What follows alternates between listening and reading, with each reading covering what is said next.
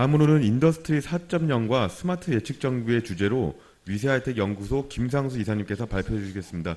큰 박수로 청해 주시기 바라겠습니다.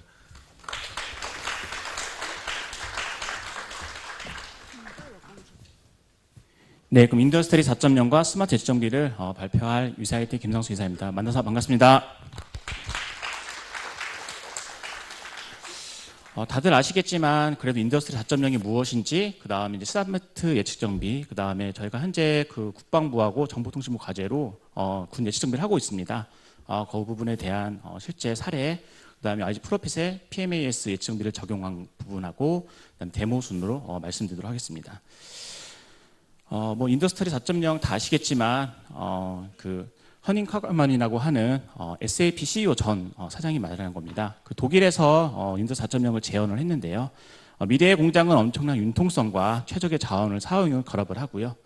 인더스트리 4.0은 독일의 비즈니스 IT, 그 다음에 생산자 및 공급업체의 역할, 그 다음에 플랫폼 인더스트리 4.0으로 확대해서 협조하에 행동하게 된다라고 하는 이러한 기조를 하고 나서 전 세계적으로 이러한 기조가 확산이 되고 있습니다. 현재 지금 인더스트리 1.0에서 4.0으로 다들 아시겠지만 산업이 최초의 산업혁명부터 저희가 알고 있는 3의 산업혁명, IT부터 컴퓨터부터 해서 제조 및 자동화 현재 부분에서 현재는 지금은 4의 혁명이라고 해서 IoT를 이용한 네트워크 제조가 가능한 현재 21세기로 개발 단계가 점점 늘어나고 있습니다. 현재 인더스트리 4.0에는 크게 5가지 키포인트가 있는데요. 산업의 디지털화라고 해서 장비를 연결하고 스토리 시스템 및 장비에 사이버 물리적 시스템이라고 하는 CPS를 연결해서 디지털화하는 것이 과정이 있습니다. 그 다음에 회사뿐만 아니라 가치 사슬에 대해서도 수평과 수직에 대해서 통합을 하자라는 단계가 있고요. 독립적인 정보 교환이 가능한 지능형 머신을 각각에 대해서 구축을 하자. 그 다음에 스마트 팩토리라고 하는 명확하고 식별 가능한 현지화된 제품을 만들게 되고요. 무엇보다 데이터에 대해서는 실시간 제어 및 최적화가 필요하다라고 하는 인더스트리 4.0 중심으로 이렇게 확산이 되고 있습니다.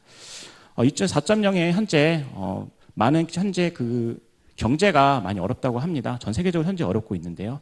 경제가 왜 이렇게 어려운지를 다시 한번 각 국가마다 분석을 해보니까 우리가 제조업에 대해서 현재 최신의 기술을 반영하지 않고 그러다 보니까 좀 낭비라던가 품질이 좀 저하되고 그래서 경쟁력을 잃게 되고 있다. 라는 게 이제 결국 분석 결과였습니다. 우리가 다시 한번 제조업에 대해서 최신의 기술을 적용해서 최적화된 제품을 생산해내고 판매해낸다면 상당히 효과가 있을 것이라고 하는 아까 말씀드린 독일에서 나온 것뿐만 아니라 미국에서도 첨단 제조 기술 전력 추진이라던가 중국에서는 중국 제조 2025 전략, 우리나라는 제조 혁신 3.0 전략으로 이런 기조가 확산되고 있습니다. 이런 과제를 가지고 국방 과제라던가 여러 이제 인더스트리 과제가 현재 나타나고 있고요. 우리나라에서도 적극적으로 많은 공장이나 이런 데서 스마트 팩토리를 적용하고 있습니다. 근데 인더스트리 4.0의 기술을 면밀히 자세히 보면 자세히 다 들어보면 데이터 통합이 가장 우선이 됩니다. IoT를 통해서 DDS나 OPC UA 같은 통신 기술로 데이터를 클라우드로 또는 프라이빗 클라우드로 통합을 하게 되어 있는데요. 보시는 바와 같이 이제 기계나 공장 설비, 플랜트로부터 생산한 데이터들은요. 저희가 기존에 알고 있던 단방향이나 양방향을 통해서 통신 네트워크를 통한 병합이 되게 됩니다. 이때 조금 말씀드리면 좀 표준화된 서비스 통신이 있습니다. 우리가 다량의 데이터를 서로 주고받을 때는 DDS라고 하는 플랫폼을 많이 이용하게 되고요. 그 다음에 신호 설비나 각각 명령을 내릴 때는 OPC UA를 사용하게 됩니다. 이런 여러 가지 표준화된 서비스와 통신을 이용해서 데이터가 또 한 가지 중요한 게 뭐냐면 많은 분들이 이런 걸 할 때 도대체 데이터 품질이 어떻게 되는 거야? 라고 물어보실 경우가 많습니다. 그래서 데이터 품질을 정제 정형화해서 우리가 가치를 창출할 수 있도록 정제 정형화해서 끌어올리는 것이 중요하고요. 그 다음에 실제 기계나 장비에 요즘에 많이 이제 부착이 됩니다. 센서 데이터를 획득을 하기 위해서 저희가 많은 통신 데이터를 이용해서 각각의 데이터를 수집을 현재 하고 있습니다. 이렇게 저희가 이제 스마트 예측 정비뿐만 아니라 스마트 X라고 하는 스마트 팩토리, 스마트 홈으로 점점 이러한 기조가 확산되고 있고요. 결국은 사람과 사물, 시스템을 하나로 연결하고 있는 플랫폼과 이렇게 확산이 현재 되고 있습니다. 저희가 이제 이 중에서 이제 스마트 예측 정비를 중요하게 말씀드리려고 하는데요. 스마트 예측 정비가 가장 제조업에서 생각해내고 있는 것 중에 크게 3가지가 있습니다. 첫 번째는 우리가 불량을 좀 제거하고 있냐라는 게 있습니다. 그래서 품질을 향상하고 있느냐라는 부분이 있고요. 이쪽에서는 약간 컴퓨터 비전 쪽이 많이 투세를 나타내서 하고 있고요. 그다음에 우리가 제조를 하고 나서 판매를 하고 났는데 과연 우리가 예측 정비를 해서 최적화된 정비를 통해서 제품의 가용성을 늘릴 수 있는 것이냐라고 하는 게 두 번째 포인트가 있습니다. 그 부분 스마트 예측 정비 부분을 집중적으로 좀 말씀드리고자 합니다. 일단 전략이 좀 필요합니다.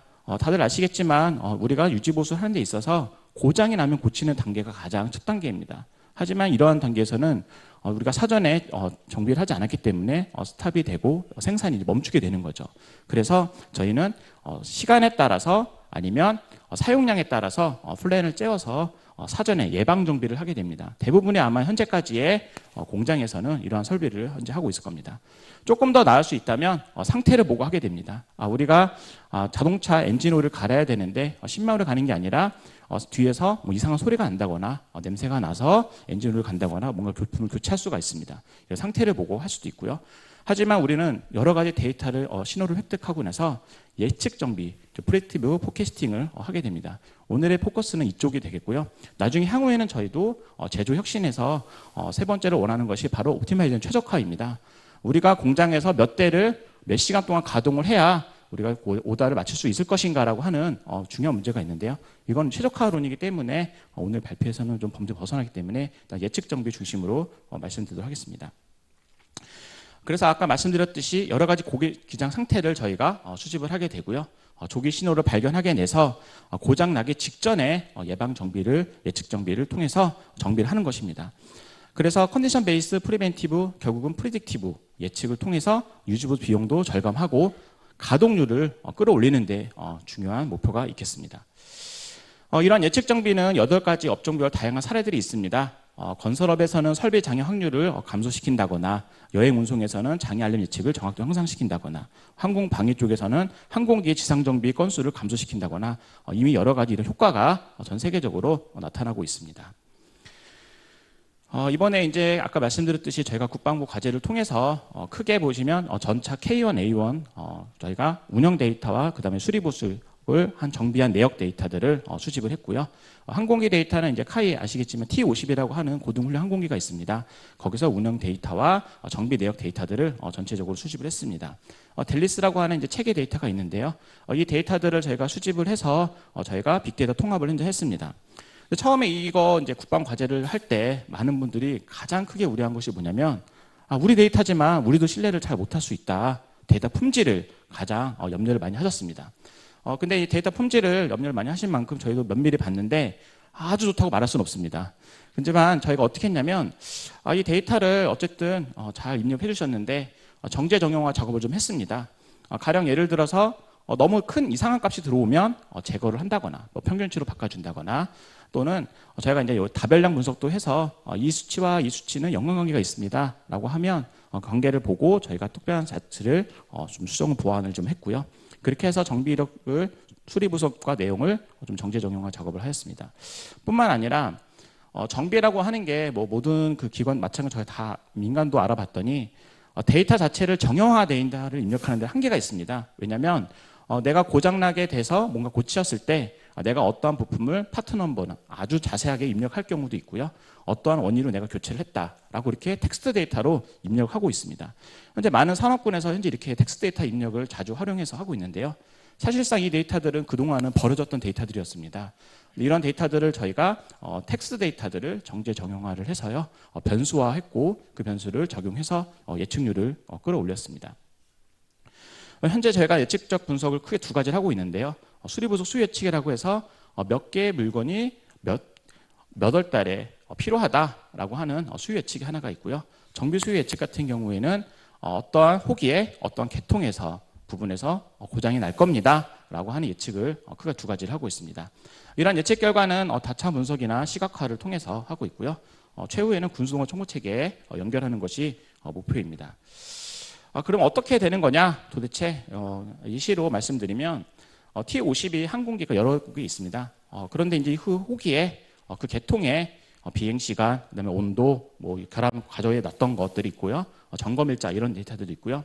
그다음에 엔진 같은 경우에는 이게 G회사 엔진인데 그런 엔진 데이터도 제가 획득을 해서 ECMS라고 하는 시스템에 넣었습니다. 그다음에 이제 제조사에서 주고 있는 권장 교체 주기라고 하는 이런 신뢰성 지표들이 있습니다. 램 지표라고 하는 것들이 있는데요. 이런 지표들을 보고 저희가 학습을 합니다.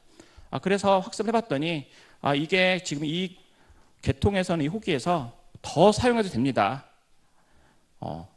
교체하지 마십시오. 또는 더 하시기 전에 고장이 잦을 수 있습니다. 미리 교체해 주는 게 좋을 것 같습니다. 라고 하는 저희가 선택적으로 두 가지를 제공해 드리고 있습니다.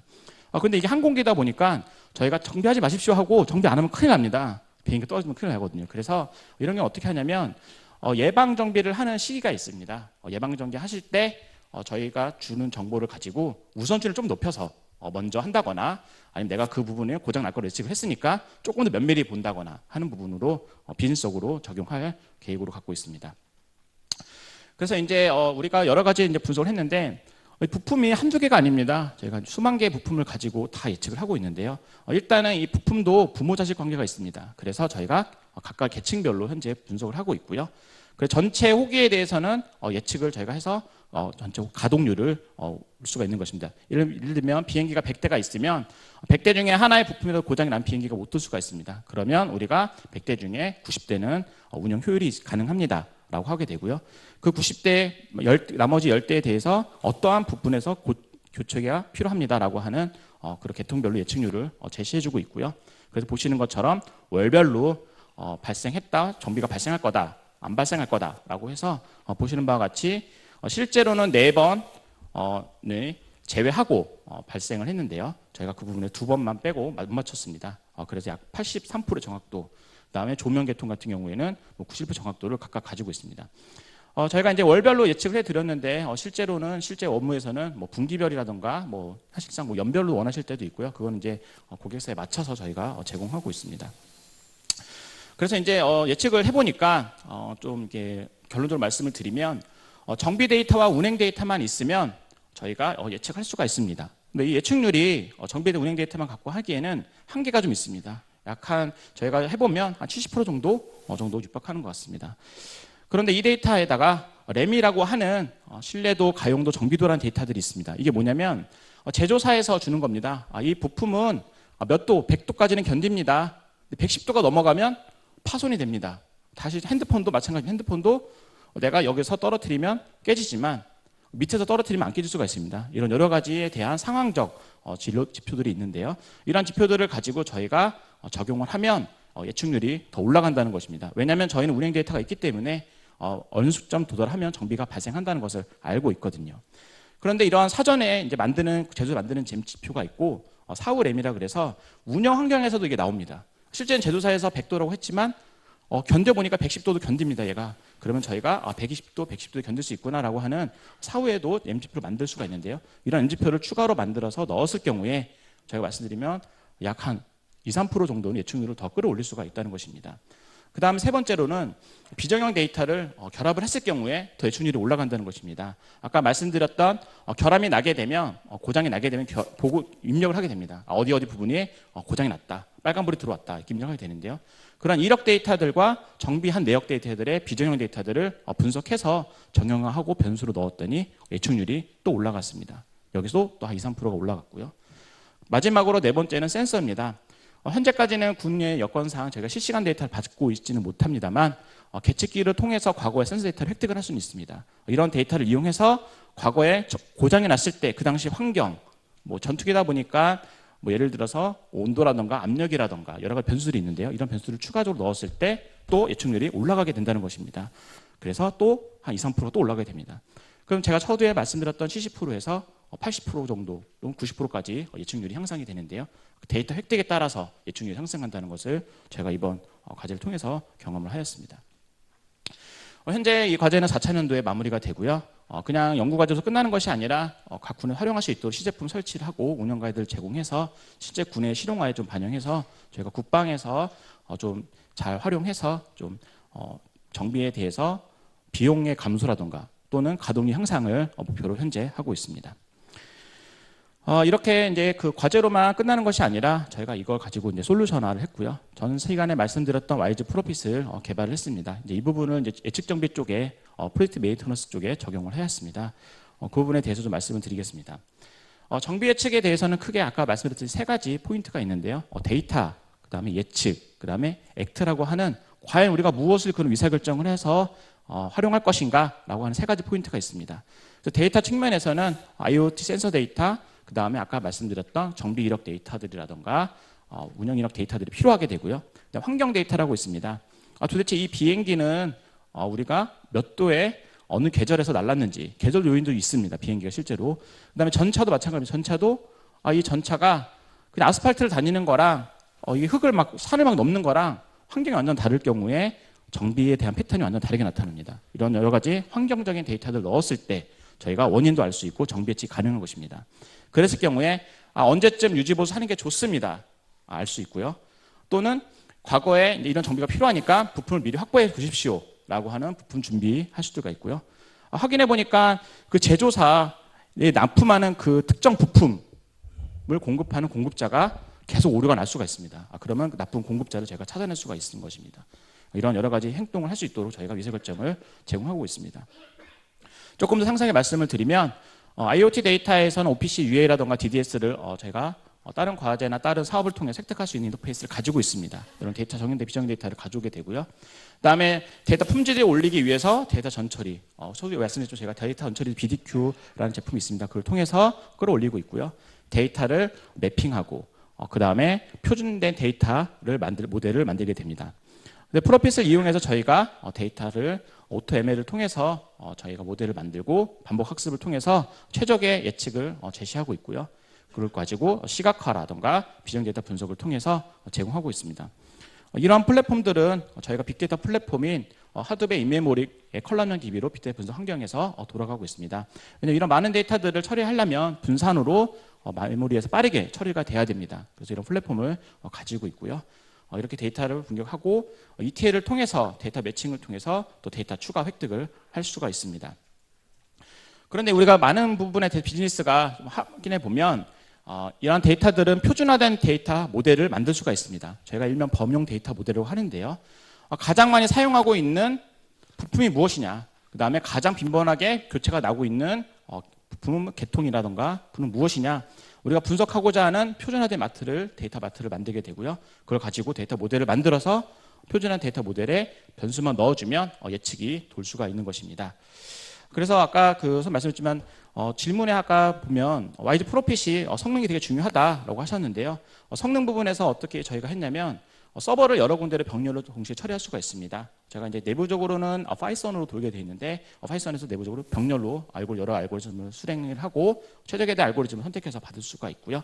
이렇게 여러 가지 OTML의 구성도를 가지고 있습니다. 그래서 이제 서두에 말씀드린 것처럼 PMAS가 저희가 이런 솔루션을 만들 때 제조사로부터 사전에 램지표를 받고 PMAS에는 데이터 ETL을 통해서 획득을 하거나 또는 직접 입력할 수 있는 UR을 가지고 있습니다. 운영, 결함, 정비한 내역입니다. 크게 세 가지 포인트로 데이터를 제가 획득을 하고 있고요. 그걸 통한 예측은 예측 정비와 사후의 램, 비정형 분석, 실시간 분석을 제공하고 있습니다. 제가 간략하게 데모를 준비해 왔는데 보시면서 말씀드리도록 하겠습니다.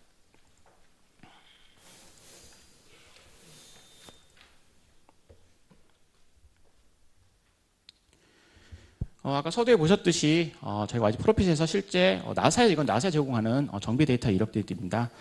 이건 이제 배터리인데요. 우리가 전압이나 전류, 그 다음에 임피던스, 그 다음에 캐퍼시티라 그래서 최종적으로 우리가 70% 미만이 떨어지면 이 배터리는 교체를 해야 된다라고 예측을 하게 되는 것입니다. 그래서 우리가 예측하고자 하는 변수를 선택을 하게 되고요. 캐퍼시티 선택을 해서 해당되는 데이터를 보고 상관관계를 아까 보신 것처럼 보실 수가 있습니다.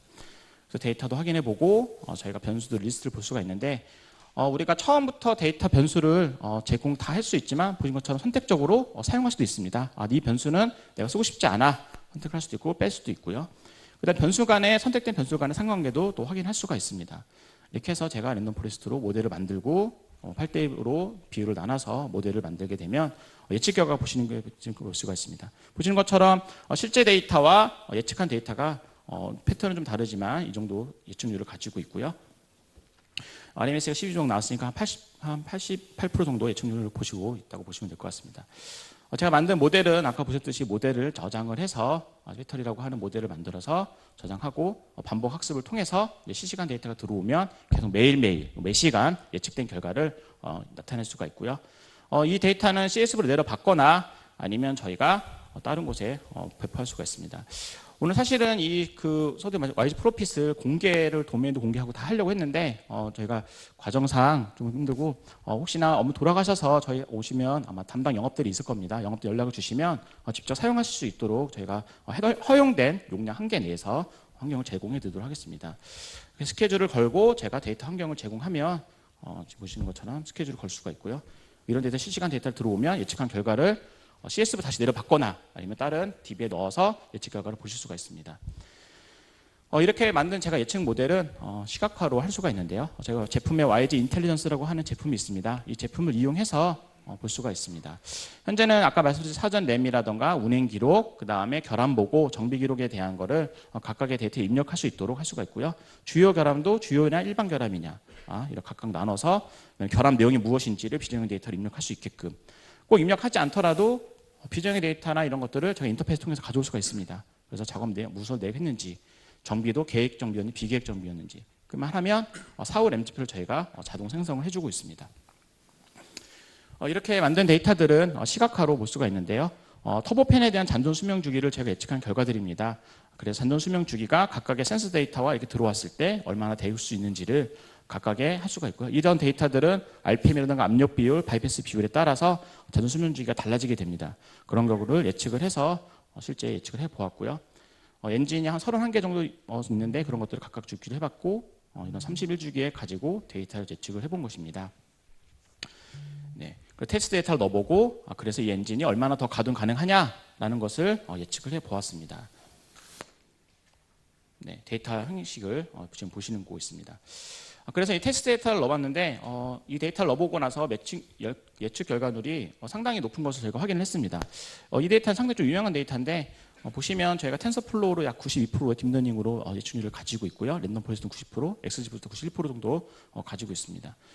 밑에 보면 그래프가 파란색 그래프가 이제 정답이 되겠고 저희가 주황색 점을 찍은 것들이 좀 파란색 점이 실제 정답입니다. 거의 근사하게 찍은 것을 확인해 볼 수가 있는데요. 이렇게 예측 결과를 각각 시각화로 확인해 볼 수가 있고요. 아까 제가 돌렸던 배터리도 보시면 각각에 대해서 값들을 확인하고 잔존 수명 주기를 보신 후에 사이클 배터리 양을 점점점 감소되고 70% 미만일 경우에 교체해야 된다라고 하는 결과를 시각화로 확인을 할 수가 있습니다. 네.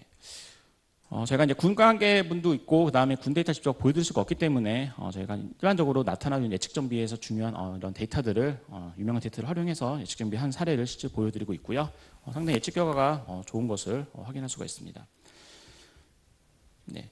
그다음에 이제 예시로 화면인데요. 그래서 우리가 그 훈련기가 일자별로 우리가 결함이 얼마나 발생하고 있느냐에 대해서 현황 통계도 볼 수가 있고 아래쪽에 보시면 이게 트리맵 차트입니다.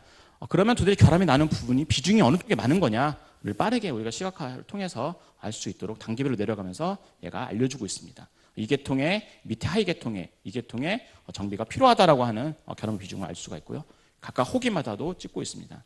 이게 중요합니다. 왜냐하면 제가 자동차가 2대가 있는데 1번 자동차가 고장났다고 해서 2번 자동차 고장나는 건 아니거든요. 그래서 각각 예측을 하는 것이 중요하고 하지만 내가 자동차를 똑같은 자동차를 2개 샀는데 얘가 시점만 좀 다를 뿐입니다. 하지만 1번 자동차가 고장이 났 거를 2번 자동차도 알 필요가 있습니다. 최근에 우리가 BMW 사례를 통해서 그런 경우 데이터를 또 추가 획득을 해서 연결해서 받을 수가 있기 때문에 알 수가 있습니다.